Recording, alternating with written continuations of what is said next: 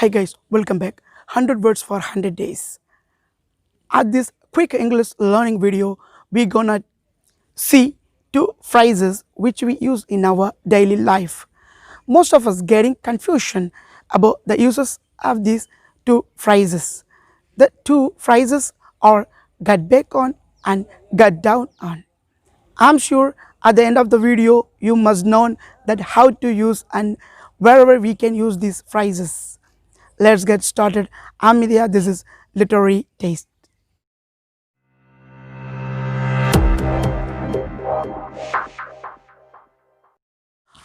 Got back on versus get down on.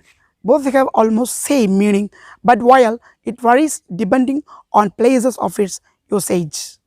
Sometimes it seems to be interchangeable, but doesn't work always. Got back on is an action you can do which can be recognized only by you feel. To do less something or use something in smaller amounts, especially money.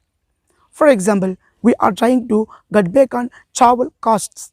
We should cut back on our expenditure. Next, we can use this word do less of something.